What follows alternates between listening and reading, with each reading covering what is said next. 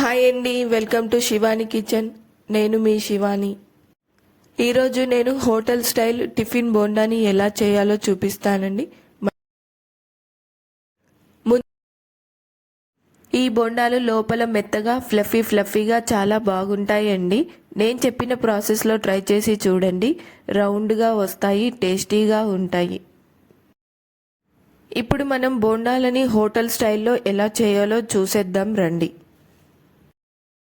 ముందుగా దీనికోసం నేను 1/2 కిలో మైదా పిండిని తీసుకున్నానండి. అలాగే 1 కప్ పెరుగుని తీసుకున్నాను. ఇప్పుడు ఈ పిండిలోకి 1 కప్ పెరుగుని వేసుకుందాం. అలాగే రుచికి సరిపడా ఉప్పుని వేసుకోండి.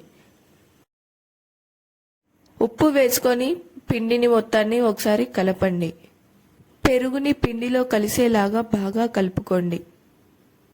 ఇలా కలుపుకున్నాక కొద్దిగా వాటర్ వేసుకుంటూ పిండిని బాగా కలుపుకోండి. ఈ పిండి మరీ చపాతీ పిండిలా కాకుండా, అలాగే దోశ పిండిలా కాకుండా చూపిస్తున్న విధంగా కలుపుకోండి. పిండి ముద్దలు లేకుండా మంచిగా కలుపుకోండి.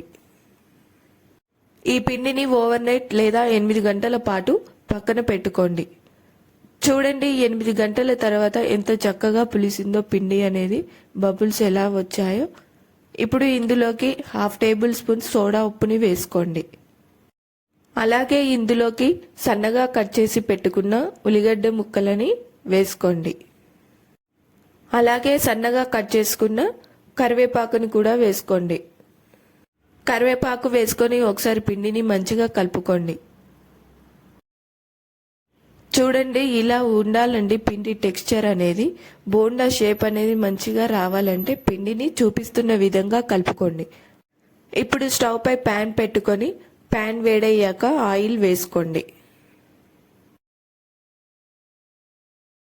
ఆయిల్ వేడయ్యాక పిండిని బోండాల్లాగా వేసుకోండి. చూడండి, కొంచెంగా చేతిలో పట్టుకొని రౌండ్గా వేసుకోండి. కొంచెం పిండిని చేతిలో పట్టుకొని బొటన వేలుతో పిండిని కిందికి జారనివ్వండి. ఇలా చేస్తే బోండా షేప్ అనేది రౌండ్గా వస్తుంది. బోండా షేప్ అనేది ఎంత రౌండ్గా వచ్చిందో చూడండి. ఇప్పుడు వీటిని మంటని మీడియం టు లో ఫ్లేమ్లో అడ్జస్ట్ చేసుకుంటూ ఎర్రగా కాలనివ్వండి. హై ఫ్లేమ్లో పెట్టారంటే పైన మాడిపోతుంది, లోపల ఉడకదండి. ఒకసారి బోండాలని తిప్పేసుకొని బోండాలని ఎర్రగా కాలనివ్వండి. చూడండి, మంచిగా ఎర్రగా కాలాయి. ఇప్పుడు వీటిని ఆయిల్ నుంచి బయటికి తీసుకుందాం.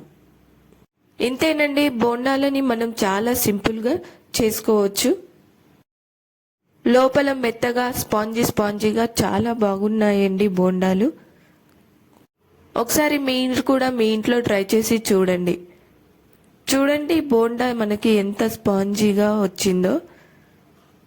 ఈ బోండాలు మనం టిఫిన్లో కానీ అలాగే స్నాక్లో కానీ తీసుకోవచ్చండి.